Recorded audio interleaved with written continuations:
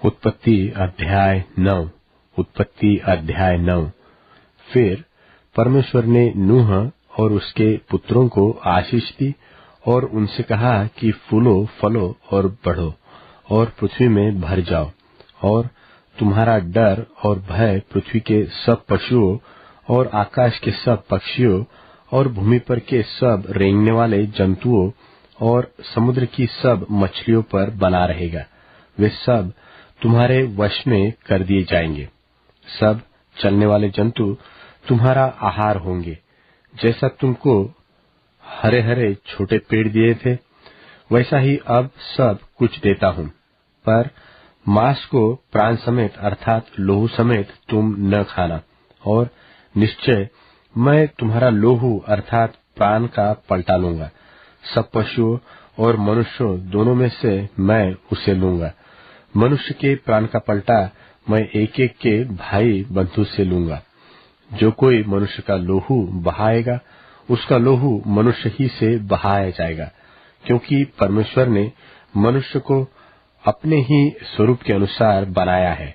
और तुम तो फूलो फलो और बढ़ो और पृथ्वी में बहुत बच्चे जन्मा के उसमें भर जाओ।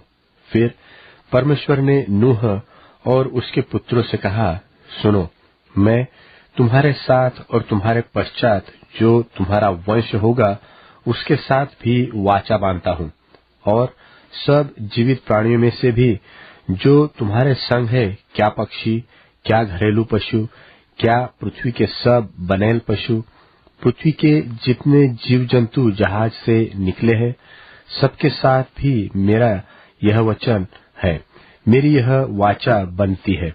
और मैं तुम्हारे साथ अपनी इस वाचा को पूरा करूंगा कि सब प्राणी फिर जल प्रलय से नाश न होंगे, और पृथ्वी के नाश करने के लिए फिर जल प्रलय न होगा। फिर परमेश्वर ने कहा, जो वाचा मैं तुम्हारे साथ और जितने जीवित प्राणी तुम्हारे संग हैं, उन सब के साथ भी युग युग की पीढ़ियों के लिए बांधता हूँ, उसका यह चिन्ह है कि मैंने बादल में अपना धनुष रखा है।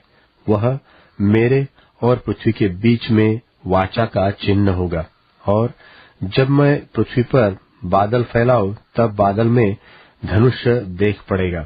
तब मेरी जो वाचा तुम्हारे और सब जीवित शरीरधारी प्राणियों के साथ बंधी है, उनको मैं स्मरण करूंगा। तब ऐसा जल प्रलय फिर न होगा जिससे सब प्राणियों का विनाश हो। बादल में जो धनुष होगा, मैं उसे देख के यह सदा की वाचा स्मरण करूंगा, जो परमेश्वर के और पृथ्वी पर के सब जीवित शरीरधारी प्राणियों के बीच बंधी है। फिर परमेश्वर ने नूह से कहा, जो वाचा मैंने पृथ्वी भर के सब प्राणियों के साथ बांधी है, उसका चिन्ह यही है। नूह के जो पुत्र जहाज में से निकले, वे शेम, हाम और एपेत थे। और हाम तो कनान का पिता हुआ। नूह के 3 पुत्र यही है, और इनका वंश सारी पृथ्वी पर फैल गया। और नूह किसानी करने लगा और उसके दाख की बाई लगाई, और वह दाख मधु पीकर मतवाला हुआ और अपने तंबू के भीतर नंगा हो गया। तब कनान के पिता हाम ने अपने पिता को नंगा देखा और बाहर आकर अपने दोनों भाइयों को बतला दिया।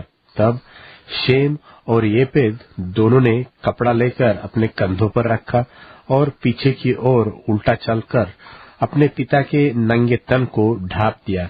और वे अपना मुंह पीछे किए हुए थे, इसलिए उन्होंने अपने पिता को नंगा न देखा। जब नूह का नशा उतर गया, तब उसने जान लिया कि उसके छोटे पुत्र ने उससे क्या किया है। इसलिए उसने कहा, कनान शापित हो, वह अपने भाई बंधु के दासों का दास हो।